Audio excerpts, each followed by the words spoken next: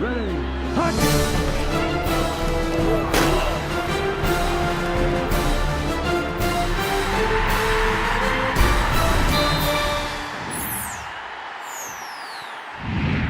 Thank you, Michael, and welcome everyone. Recapping last week's game against Ball State, I was just pleased at the overall business-like approach we took the whole week and wanting to come out and at least play to the levels we're capable of, and I thought overall we did that. Some guys that really played well. Offensively, our player of the game was Landry Jones. Once again, about 25, 30 yards, something like that, 5 TDs. Another great night. It was good to see some guys, Jazz Reynolds, step up again and have a big night. Ryan set the Big 12 record for reception, so we're again awful proud of Ryan at what he continues to do. Just a really special player, and had another big night with some big catches. Some guys up front that really played well. Gabe Eichard, Stephen Good, Lane Johnson were really mentioned. Gabe, first time there, starting at center for the whole game, did an excellent job. Thought he really, and he's a bright, smart guy. He's going to continue to do well there. And of course, have 62 points. A bunch of other guys did really well. Defensively, the players of the game were Tony Jefferson with 3 interceptions. That had a great game, 3 straight series with picks, and almost had a 4th. And Ronell Lewis had a couple of batted balls and played really physical and disruptive in there. And so Ronell was also a player of the game. And again, you hold him to 6 points. A bunch of other guys were mentioned as having really good games. Thought overall that it was a good game. I thought our kick coverage was really good. Tress averaged over 45 yards a punt, was solid. Patrick O'Hara hit the ball well. Michael Honeycutt hit it well and missed the one field goal, but made a couple of other tough ones. And I thought, was still hitting the ball solid. So that was all good. So anyway, that gets us to where we are right now, 4-0, coming into the Texas game, which is everybody's anticipating and excited about. They're having an excellent year, with also being 4-0, and so it's where you want to be. I can sense it in the locker room right after the game. Our players were already anxious about it and anticipating it, and so now it gets down to doing the work here through the week to be prepared for it. And I know our guys, we had a good day yesterday and are looking forward to the challenge of, as it always is, a challenge going down there and playing them. What's the big difference between Texas of last year, Texas this year? Well, there's a lot. It's offensively, defensively, they've got totally new schemes. Offensively, they're using a couple of quarterbacks that are doing a really good job. They're running the football. They got a really balanced attack, and they're running the football well, over 200 yards a game, and then throwing it for a little over 200 a game. So good balanced attack. Defensively, they're playing aggressively, and but I felt when Will was there, they were always aggressive defensively also. So but again, they're just different scheme wise, and they've got good players, fast players, and they're doing a good job executing. What's your response to Mac Brown said that the pressure is on Oklahoma more so than Texas? Oh, I don't know. I didn't know. Whatever, if there's pressure on us, I welcome it. We look forward to playing it, and you're more than capable of analyzing their pressure. I'm sure, after all they've been through, there's some pressure on them too. You can discard it all you want. Their pressure's there. So, but coming into this game, that's what you want. We want to be in this position going after it, and we're excited about it. Landry has not really been hit this year, despite the fact you have a young right tackle and you've had to make some movement in the offensive line. How well has that offensive line played this year? They've played really well. I still feel we're progressing running the football and can run it better. We're going to keep pushing for that, but we still have run the ball fairly well, and we've protected the quarterback really well. So, we had another game last week with 0 sacks. So, we have to keep that up. And again, I anticipate us, hopefully continuing to improve the run game. You said you didn't know if you had a back physically that could handle like DeMarco did, 20-plus carries. But the more we see Whaley, Is he the one guy on this team that might be able to handle more of a load than the other guys? Yeah, and he has been handling a little more of the load than the other guys, but he's doing it well, and we feel good about what he's doing. How the injuries? Everybody cleared? Anticipate everyone playing that played a week ago, and again,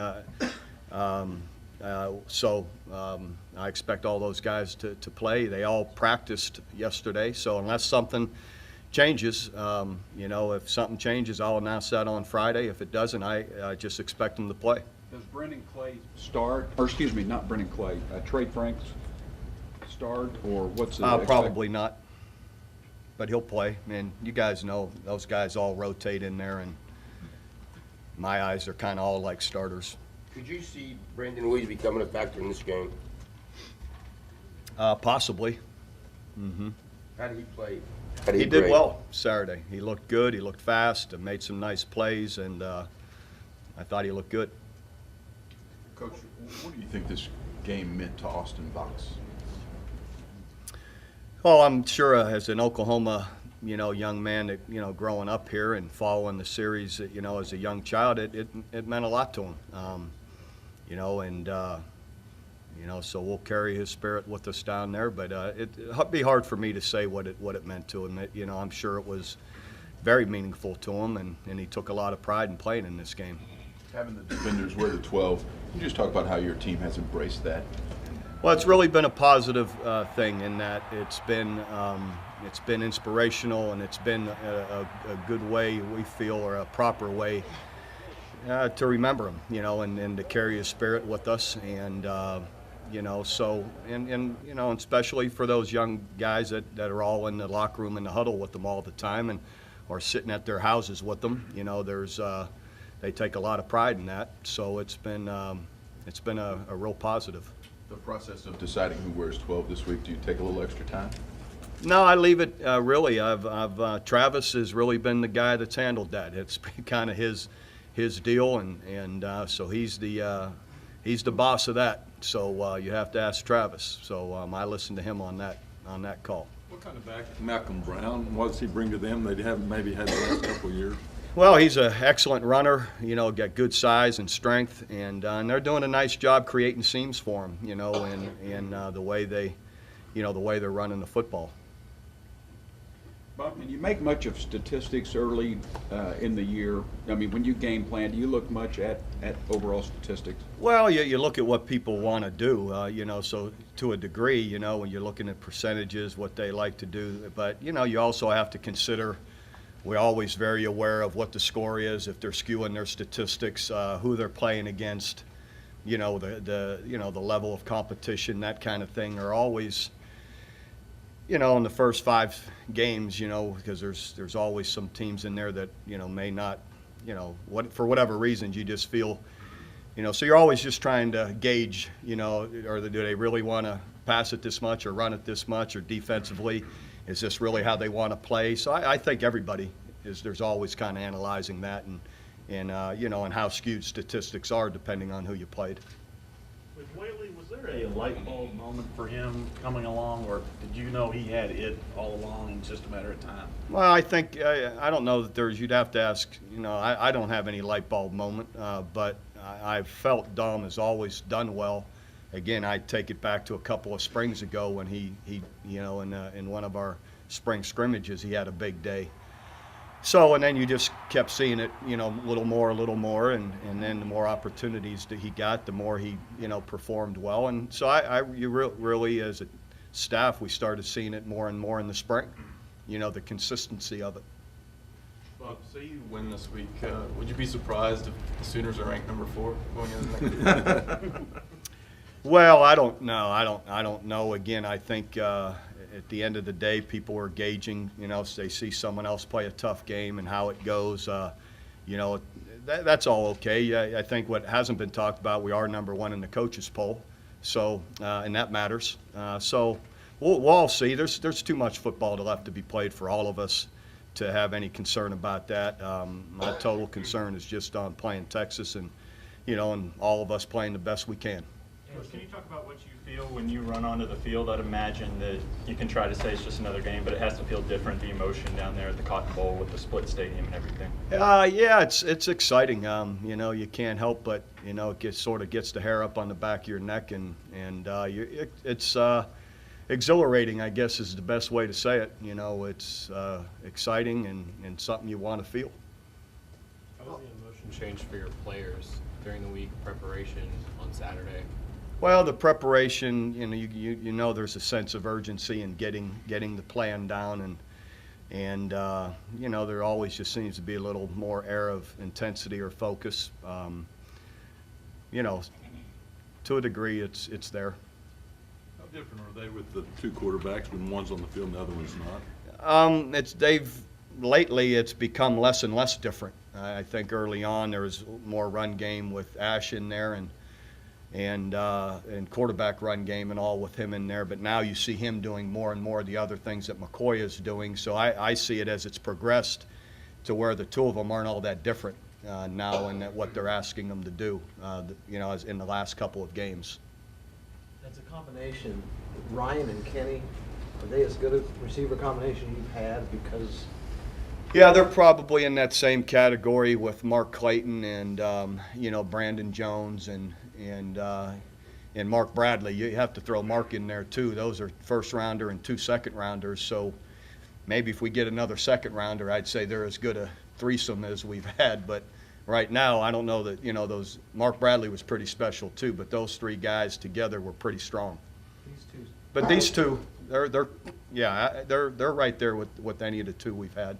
especially with big plays, right? I mean, some of your other receivers, possession receivers, these guys both have the potential to. Yeah, well, I mean, I don't know. Mark Clayton and Brandon Jones had some. They were big play guys, and Mark Bradley too. But I mean, but these guys are right there with them. I agree.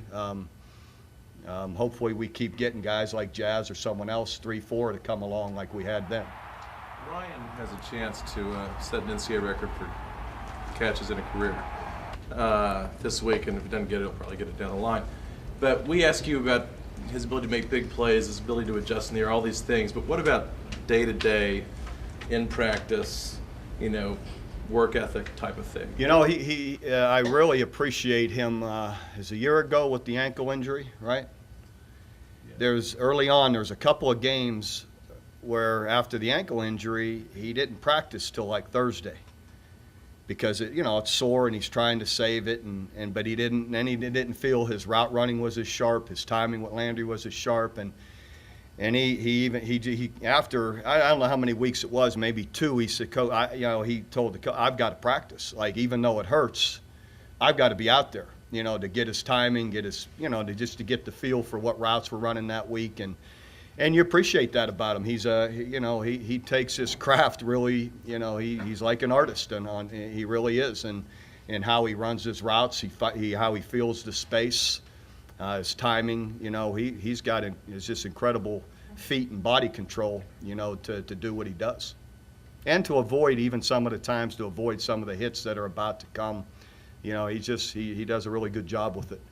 Talk about Jazz Reynolds took advantage of the last 2 weeks playing time. You, I guess, more likely to trust him in a big game like this than you were before. Definitely, but I said that coming into the year that I felt he would step up and do more of this, and because I've seen it through the spring, I've seen it in our scrimmages and more consistency in practice. So it's encouraging to see Jazz stepping up. He's got a lot of potential, and he's making a big difference, on our team right now. Because of their razzle-dazzle type offense, talk about the balance between being as aggressive as you want to be, but yet staying back or not getting beat. Well, I think it's always, no matter what you're doing, it gets down to disciplines of keeping leverage, on receivers or backs, keeping depth on them on the offense, keeping leverage on the offense, and and being accountable to whatever spaces you're supposed to be in.